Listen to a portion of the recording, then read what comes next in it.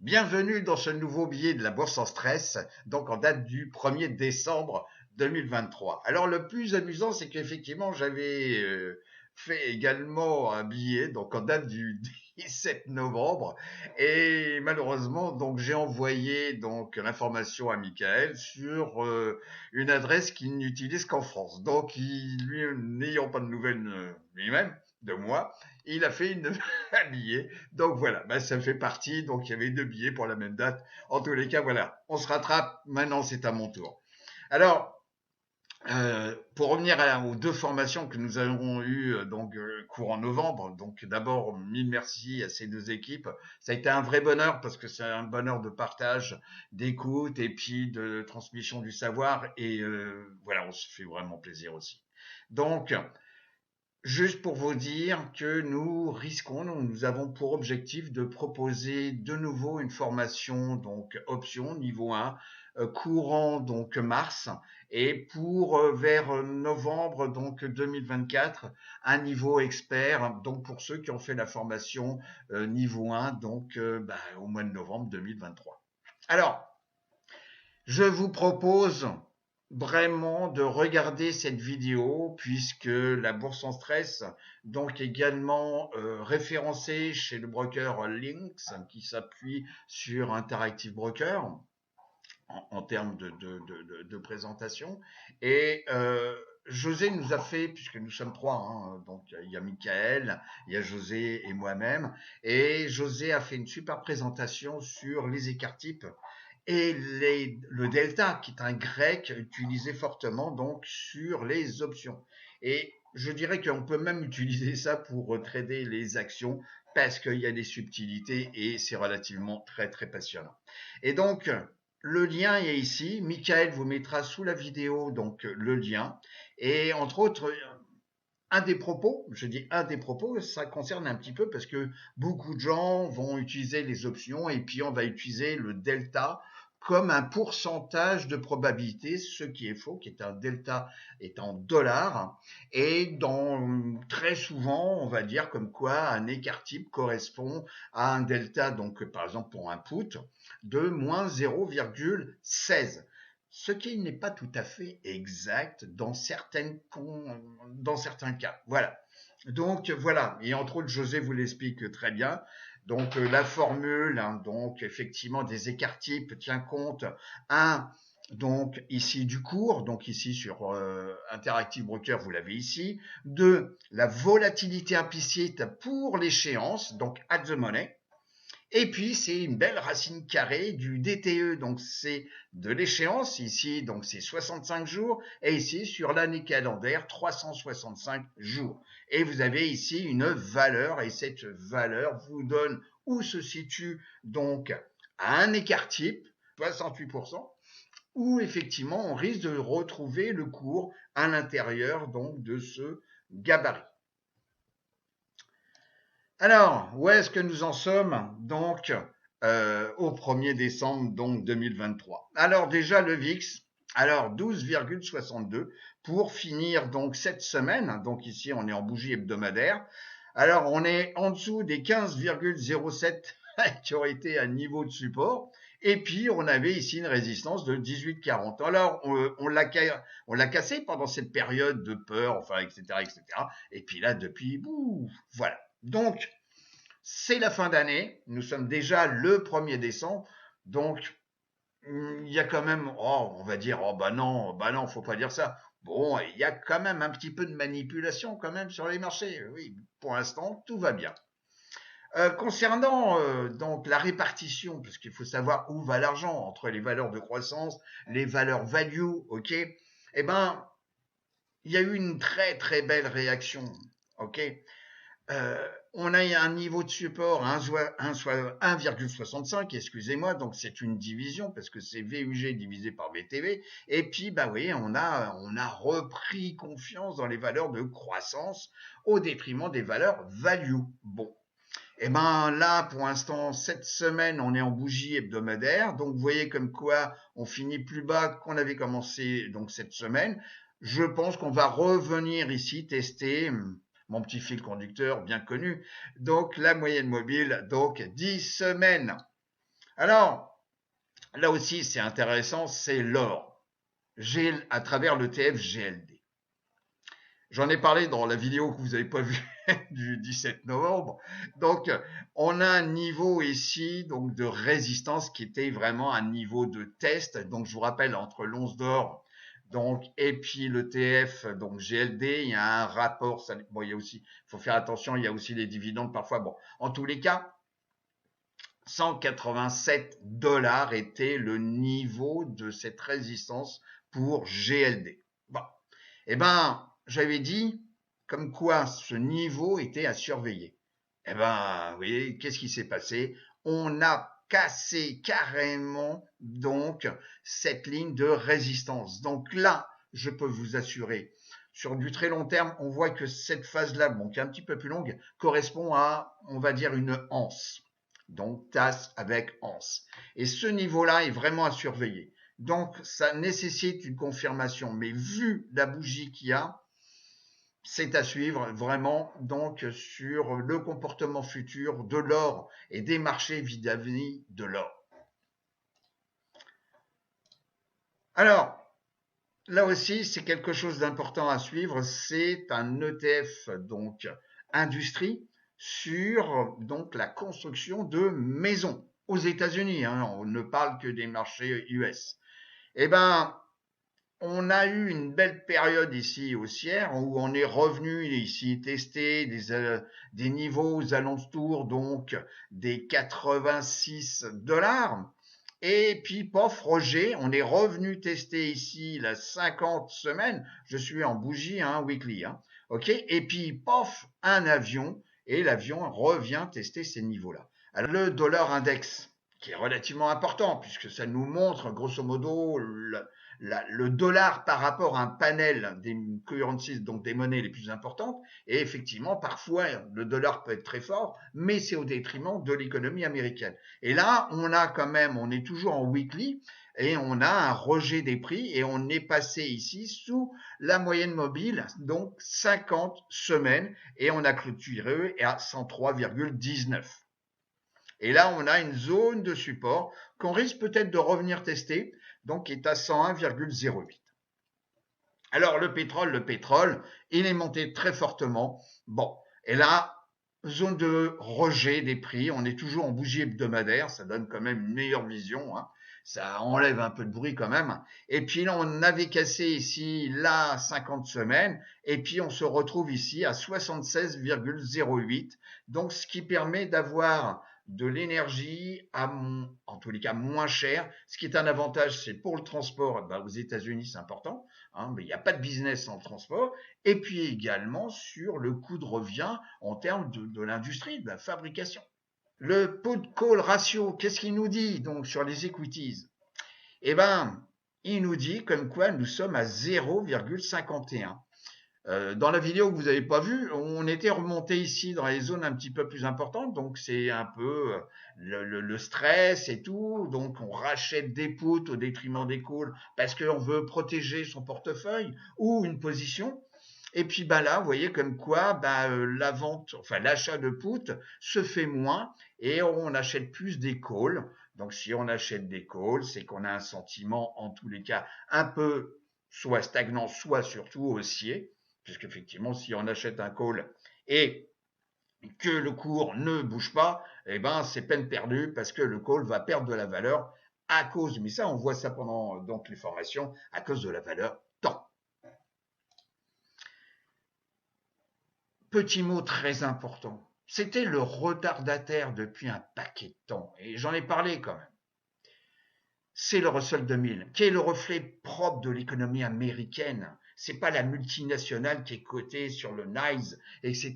Non, c'est vraiment une multitude, c'est 2000 sociétés, Fear and Greed, donc bien connues. Donc, en 15 jours, on a bien un petit peu grimpé. Il y a 15 jours, on était là on est là. Donc voilà, à 67. On continue sur où est-ce que nous en sommes au 1er décembre. Alors, ici, c'est l'indice donc du pourcentage des sociétés donc composant le SP500 dont le cours est au-dessus de la moyenne mobile de 100 jours. Donc cet indice est S5TH, voilà. Et là, nous sommes à 62,82%. Donc la visualisation ici se fait en daily. Donc 62,82% pour être précis, des sociétés composant le SP500 ont un cours au-dessus de la moyenne mobile de 100 jours. Ici, l'indice sur les FANG, donc même chose, une petite stagnation, on est en bougie ici daily, stagnation, etc. Bon, mais pour l'instant, vous voyez, on a clôturé en dessous de la moyenne mobile, donc mon fil conducteur, donc 10 jours, parce qu'on a vu XHB, ça c'est la construction, mais ce qui est important aussi, c'est par rapport à l'économie américaine, c'est la vente de maisons existantes, ou de biens, donc ça peut être un appartement. Et là, c'est un peu moins bien. Vous voyez comme quoi depuis donc c'est un indicateur, hein, c'est un indicateur mensuel. Et donc là, on est, je vous l'avais déjà montré, donc on était un petit peu plus haut. Et puis là, on est à 3,79 millions d'unités donc vendues.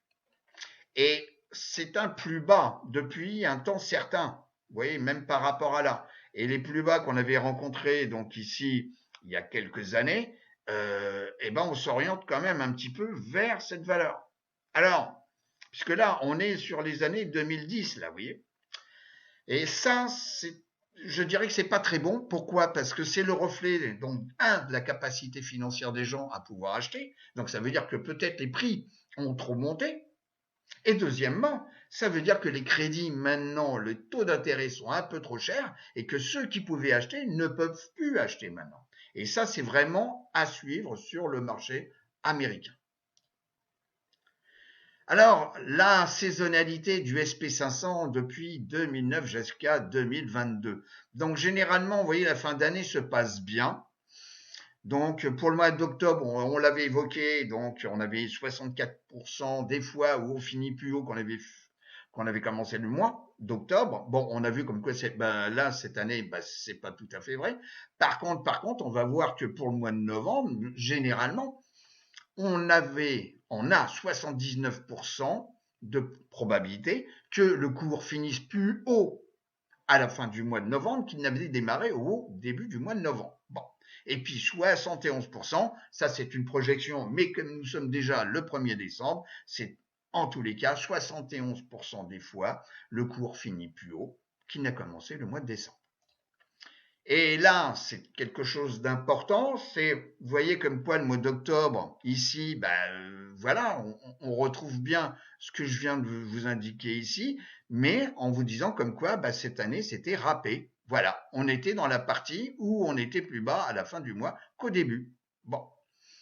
Et le mois de novembre, vous voyez bien comme quoi on a bien fini plus haut et bien plus haut qu'on avait commencé, donc, le mois de novembre et on est toujours au-dessus. Et pour moi, c'est important. Chacun fait comme il veut. Mais moi, c'est un indicateur. C'est la moyenne mobile 17 mois. Et on est venu s'appuyer là-dessus déjà au mois d'octobre. Et là, on redémarre. Alors, le mois de décembre, il vient juste de commencer. Donc, c'est pas la peine d'en parler. Et on voit juste comme quoi les bandes de Bollinger commencent à s'écarter. Alors, le SP500, donc en mensuel de nouveau, mais là nous sommes en échelle logarithmique et on voit que nous sommes toujours dans un canal haussier long terme, on l'a déjà vu, hein, depuis ici les plus bas de mars 2009. Les 4 indices, donc à travers les 4 ETF, donc SPY, ici DIA, QQQ, donc le Nasdaq 100, et ici le Russell 2000. Les 4 indices au 1er décembre 2023 sont positifs sur 6 mois. Ici, on a 6 mois, une comparaison 6 mois. Ici, le Russell 2000 nous a fait la plus belle progression depuis le bas ici du mois d'octobre, avec une progression ici de moins 7 et ici 6. On a 13%, c'est celui qui est le plus vigoureux, mais c'est celui aussi qui s'était bien endormi, et on voit bien son évolution ici. Et je dirais que, je me répète, le Russell 2000, c'est quand même un indice important à suivre sur l'économie américaine. Ici, les secteurs, donc, par rapport, donc, secteur et sous-secteur. Donc, par rapport, ici, donc, l'indice de référence, le SP500. Donc ici, toujours, on est en 6 mois. Vous voyez comme quoi les seuls indices, enfin les seuls secteurs qui sont négatifs ou très faibles, c'est les staples et ici les utilities. Secteurs utilisés quand il y a un doute, il y a une inquiétude ou il y a un retournement de marché. Donc ces deux secteurs peuvent être négatifs, ok, mais ils vont moins baisser que les autres secteurs. Donc vous voyez, pour l'instant, c'est pas sur ces deux secteurs où, en tous les cas, les investisseurs et les fonds vont aujourd'hui. Et puis la santé, bon, bah, pour l'instant, je pense que on a quitté ce secteur et on retrouve ici ce secteur donc des financières qui est le premier secteur sur 6 mois. Donc, est-ce que la roue sectorielle, on voit ça pendant les formations, est-ce qu'on repart de nouveau vers ensuite la technologie qui est ici, qui est donc le deuxième secteur. Donc après, c'est le secteur de la technologie qui va reprendre le pas sur les financières. Et puis après, on aura donc XLY, tout ce qui est donc discretionary, qui est un beau secteur. Regardez, hein, quand même, c'est un beau secteur actuellement. C'est quand même le troisième secteur. Après, ici, la technologie. Et puis, on aura sur le cycle donc de la roue sectorielle, on aura les matériaux de base et puis donc matériaux ici et les industriels. Bon, on les dit comme quoi le premier secteur sur 6 mois, c'est les financières. Donc c'est XLF, donc l'ETF XLF. On voit ici, on est paramétré sur 6 mois, hein, donc je reste toujours cohérent par rapport à ce que je vous ai expliqué. Donc sur 6 mois d'analyse, vous voyez comme quoi ici, on a les sous-secteurs, ce qu'on appelle les industries. Donc ici, par exemple, sur 6 mois, on a une progression du sous-secteur, donc de l'industrie, donc le management donc de biens, enfin celle de finances. On a une progression de plus de 13%. Les banques, on a plus 13%. Et puis ici, on a toujours les assurances vie avec une progression sur 6 mois de 21,33%. Donc je clique dessus, on regarde, on voit grosso modo que on végète, on est peut-être ici au-dessus donc de la moyenne 20 jours, la moyenne 50 elle est là et la moyenne 200 jours elle est un peu baissière. Et là on est dans une zone de congestion. Bon, si je veux voir par exemple les sociétés, parce que l'assurance vie m'intéresse, bon, etc. Ok, eh ben je clique ici et puis on va voir donc tous les membres donc de ce sous-secteur donc de l'industrie et vous avez toutes les sociétés donc entre les small, les middle, etc. avec donc après il suffit de cliquer, enfin pas cliquer, de mettre la souris là-dessus et puis on voit la trombine de la société. Bon, alors bien entendu on pourrait regarder, je reviens en arrière. On pourrait regarder également sur les industriels, la technologie, les matériaux de base. Par exemple, les matériaux de base, il y a peut-être des choses intéressantes sur l'aluminium qui, effectivement, depuis un temps certain, ne fait que baisser. Et puis puisque là, on est toujours sur une progression de moins 15% sur 6 mois. Et là, effectivement, on voit comme quoi on a peut-être touché un point bas ici, donc en octobre, et puis peut-être que en cassant la moyenne mobile ici, donc 50 jours, peut-être on est dans une nouvelle phase puisqu'on a la 200 ici, la 50 ici, donc on est en phase dans recovery. Bon, donc on n'est pas encore en phase d'accumulation, mais on est en phase recovery. Donc ça peut être intéressant à suivre donc pour investir de nouveau dans l'aluminium. Et pour finir, je reviens sur bar chart. Alors il y en a plein d'autres, hein, mais simplement pour voir comme quoi les options sont des outils extraordinaires et que là c'est un screener que c'est une forte volatilité implicite sur le stock, sur un stock. hein, puisqu'on a vu comme quoi le VIX est très faible. Donc ça veut dire que quand on est vendeur de primes, vendeur de call ou vendeur de put, ben effectivement les primes sont rikiki et on augmente de risque, énormément le risque. Donc ça vous le voyez pendant la formation sur le money management et le risque portefeuille, où effectivement on a l'effet ciseau, c'est-à-dire si jamais la volatilité remonte fortement, eh ben votre prise de position sur de la vente de primes, eh ben va aller contre vous parce qu'effectivement il va y avoir valorisation de la vente de put ou de call. Et effectivement, bah, vous risquez d'avoir un appel de fonds de votre broker. Voilà, tout simplement. Surtout si vous avez une multitude de lignes qui, bah, effectivement, vont subir les mêmes conséquences, les mêmes dommages, on va dire ça comme ça. Alors donc ça c'est un screener donc sur des volatilités donc avec un DTE maximum de 60 jours. Ok, donc là c'est vraiment du court terme, 60 jours. Et puis là, on a sur des dates d'expiration, vous voyez, 19 janvier, 19 janvier, 19 janvier. Donc, on peut avoir ici des puts et des calls, avec ici le ticker, nom de société. Et puis, bah, mon regard s'est penché là-dessus, où effectivement, ici, vous voyez comme quoi on a, donc d'abord, vous avez un strike 19 $.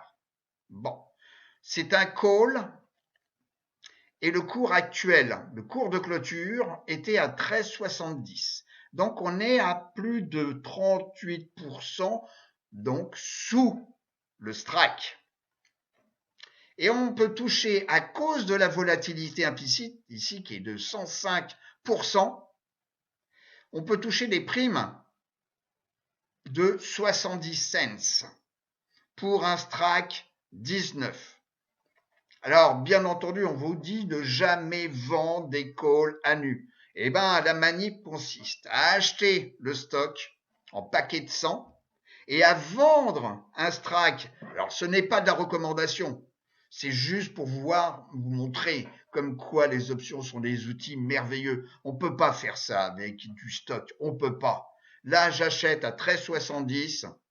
Ok, donc je vais décaisser, par exemple, si je prends un call à vendre, donc c'est 100 stocks, je décaisse ici 1370, ok, et ici je vais encaisser 70. Bon, mais le but, c'est que si je regarde le cours, alors Mara, déjà, c'est une financière. Bon, alors financière basée sur les cryptos, enfin en tous les cas, sur les crypto-monnaies et surtout sur le minage donc de la blockchain. Alors vous allez me dire c'est le truc à pas toucher, etc. Oui, mais là, c'est l'échéance, je vous rappelle, c'est pour le 19 janvier. Donc je réduis ma position en termes de timing. Je suis à la fin d'année, on voit comme quoi les financières, bah, c'est le premier secteur, ok. Et puis, bah, on a une belle prime. Et puis si on regarde le cours, je suis en weekly sur Mara. On est venu tester ici les 7,75. Ici, on est repassé au-dessus de la 50. Donc, il faut que je fasse attention. Oui, je suis bien en régulier. OK. Et puis, bah là, effectivement, on est le 1er décembre. OK. Donc là, effectivement, c'est une bougie hebdomadaire. Donc, c'est la semaine du 27. Mais là, vous voyez, on clôture bien. Et donc, pire des cas, si je vends mon call, excusez-moi, je me reprends, je vends mon call. Donc ça veut dire que si je suis assigné, je vais vendre à 19 ce que j'ai acheté par exemple si j'avais pris vendredi à 13,70. C'est ça que ça veut dire, c'est du covered call. Et là, non seulement je touche une prime, 70 $ parce que c'est un paquet de 100, mais en plus si je vends à 19, c'est du pain béni. Je reviens ici, 19 n'étant que simplement ici. Alors, les probabilités pour qu'on arrive ici, donc le 19 janvier, oui, c'est possible. C'est possible. Mais en tous les cas, alors ça peut repartir vers le sud, mais en tous les cas, bon, j'ai un petit indicateur qui me dit comme quoi pour cette fin d'année et le début d'année, puisque le 19, je vous rappelle, c'est ici, vous voyez. Donc si je me mets en daily, voilà, en daily. Donc, le 19, c'est ici. Bon, ben, les probabilités pour que le cours vienne à 19, voilà. Et si je l'achète là maintenant, Le cours peut revenir tester. Oui, effectivement, peut revenir tester. Mais en tous les cas, il faut le faire à un bon moment. Ceci est un exemple. Là, on a une belle bougie. On risque de revenir tester des niveaux aux alentours des 13,24. Mais le but, c'est d'avoir encaissé 70 $, d'avoir du marin pour celui qui veut du marin en portefeuille. Bon, sincèrement, c'est peut-être pas le truc qu'il faut prendre parce que. Alors, je reviens également sur cette vidéo qui a été faite donc pour le compte de Lynx, donc un broker, et s'appuyant sur Interactive Broker. Eh ben, je vous propose juste, allez, quelques secondes où José nous fait une présentation qui est extraordinaire. Par rapport à la moyenne, ici vous avez -1 écart type sur le trait vertical de gauche. Je vais vous souhaiter une très bonne semaine de trading. Et je vous dis à très bientôt. Au revoir les amis.